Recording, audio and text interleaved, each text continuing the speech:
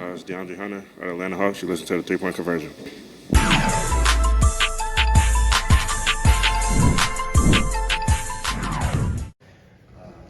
Was really impressed with our guys in terms of how we started the game. I honestly felt beforehand that we might be rusty just from having the break, and I felt we, I understand at the very, very beginning of the game they got out to a lead, and Dre had 2 fouls, so there were some things that catch your attention. I think it was 13-6 or something like that. But overall, I felt we had a good rhythm, and then in the second quarter, and it started in the first, but our bench did a really nice job. So overall, very good team win and a great effort. Yeah, when you guys came out in that sorry, over here, Joe. When you guys came out in that first half, like, what do you think that spark was? It really seemed like the break kind of rejuvenated everybody a little bit. Again, I think part of it was just trying to get a rhythm, and it was a collective thing. It wasn't necessarily one person or one play. I can single out certain plays, like there was, play in the second half that stands out to me in terms of they were making a run, and we turn the ball over, and Clint runs down and blocks the shot.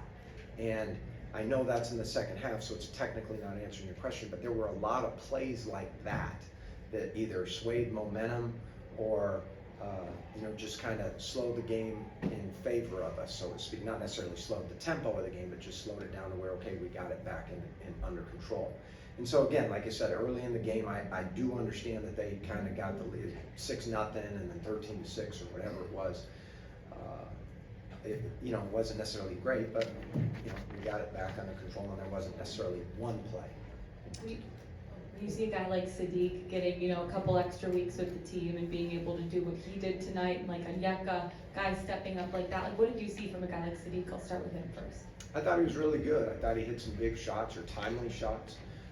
Again, that's part of the sort of when we talked about what plays, right? I think he had some good plays. I think he had some good defensive possessions as well, where he, whether we were in a switching situation and he picked up somebody, or whether he just made a play. But overall, he's doing a nice job of picking things up, because it's not easy. But he's been in the league for a bit, and he knows how to play the game for sure. I'm curious, on Thursday you mentioned that you guys kind of went back to the basics a little bit in terms of addressing what needed to be addressed, one of them being transition defense and rotating out and everything like that. How do you, when you look at the result tonight, how do you think that kind of paid off? So if I were looking at some, like that in particular, the transition defense, it was good. We made a point like their numbers don't necessarily say they're a great transition team, but what they do well is their defense is number 1 in the league. And so when you get stops, you can run, and that's kind of what we did. In that second quarter, we were getting stops, and we were getting out and creating some easy opportunities. So that was one of the things we talked about, and we did a good job. Now, it's one game, it's one test, right? And so we got to do it again. We have a Sunday afternoon tip, and we're going to have to do that again. And so it's not just a one-time thing, and here we go. I thought we did a nice job of getting good looks at threes. Like to see a few more though. I think we had 28, but ball movement was good. So that was another thing that we talked about. Thought our spacing for the most part was good. So there were a lot of positives and a lot of carryover, so to speak, from the practices that we had. Coach, I have 2 questions. One is about that second quarter. Again, you guys had almost 50 points in that second quarter. So can you speak to what took place in that second quarter? Actually, I have 3 questions. I'm sorry. Second question is, can you speak about Sadiq Bey's contribution to the team? Obviously, he's new to the team. He got traded just recently. Can you speak to his impact on the team? He had a plus 20, I believe it was. Mm-hmm. And then the third question is HBCU night? It's a sellout crowd. It's really strong, really good energy. Can you speak to what it was like to get a W on this kind of night, especially a bounce back out of the outside break? Yeah, I mean, I'm not sure I don't remember every question. But Sadiq, the bottom line with him is he's come in and he's been kind of put in a situation where he's got to learn a lot in a short amount of time. He plays multiple positions. He can guard multiple people. So what that's going to do is put him, like in certain situations, he's going to switch. In certain situations, he's going to be guarding the big, and he's going to have to know which coverage to call out to the small. In other situations, he could be involved with O or Clint, and in that case, he's going to have, potentially we could switch, but then he might be forcing the ball handler to do something. And so that's asking a player like him to come in. He does know that stuff, but terminology might be different. So that's what we were talking about earlier, is in a short amount of time, he's been able to pick things up, and he had a very good night tonight.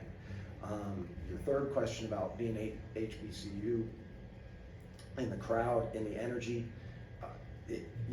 Atlanta is an amazing city, and the fans here get behind their team. We had an event last night, which is another thing I give our players credit to.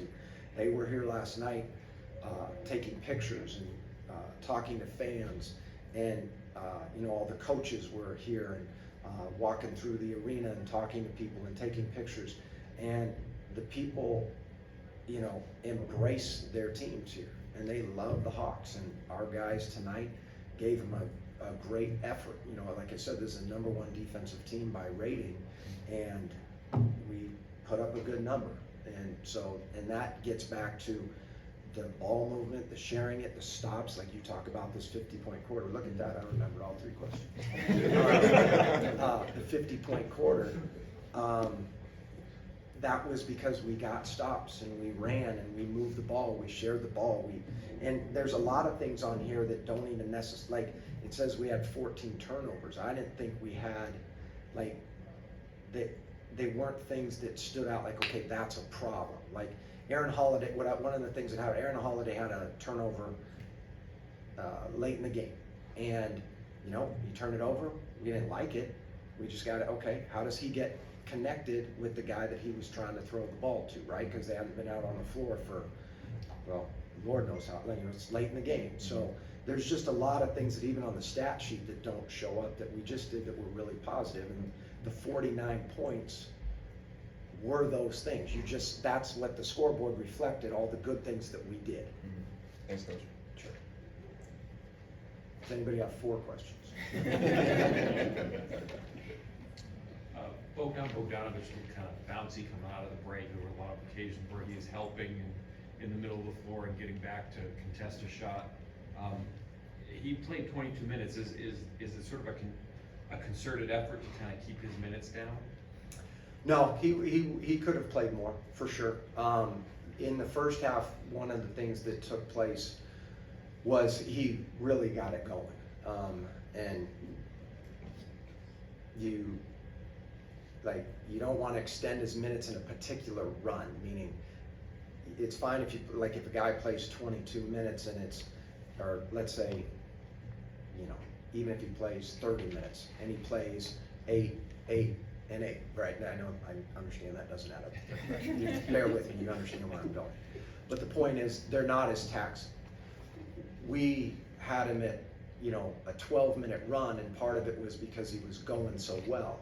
One of the things where I felt I could have made a better decision was I brought DJ back to close the quarter, but DJ wasn't able to sub out in the second, and Trey, so he went longer than I wanted, and then he came back quicker. So at halftime, he's played 18 minutes. Maybe I should have brought Bogey back at that time. But again, to answer your question, there was not necessarily a concerted effort to keep him at 22, but we do have to keep an eye on everybody's minutes and making sure they're as fresh as possible as we go through this stretch. Coach Jonathan from Real Talk Sports right over here. A quick question for you. How impressed were you with the team? Talk about energy and off-sheet stuff. It seemed like there was a lot of effort placed tonight, diving. How important is that for you going forward to keep that energy up with the team? That's the game. I mean, the energy and effort that you put into it is usually the energy and effort that you'll see those impacts like we were talking about earlier. All those things that we put into it led to a 49-point quarter, or different things that took place throughout the game. I mean, even the start, they're up 13, like you said, I think it was 13-6, and they end up with, if I got it right, 23 points. So, but that is it. you know, if you don't have that, then the rest of it doesn't really fall into place. Coach, I'm just curious, how much of it was a learning experience for you tonight, especially kind of stepping back into the first chair? No, it's always, you know, as soon as you think you know everything, you learn real quick that you don't. A lot of learning for me, like I said, I gave you one example of Bowden, like maybe I should have brought him back instead of bringing DJ back.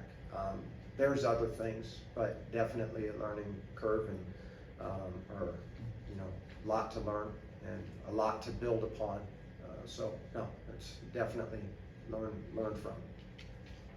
Coach, what do you like about Jalen's game, especially his ability to push the pace and kind of bring the ball up and have the ball in his hands? Do you like to see him do that, and would you like to see him do more of that? Yes.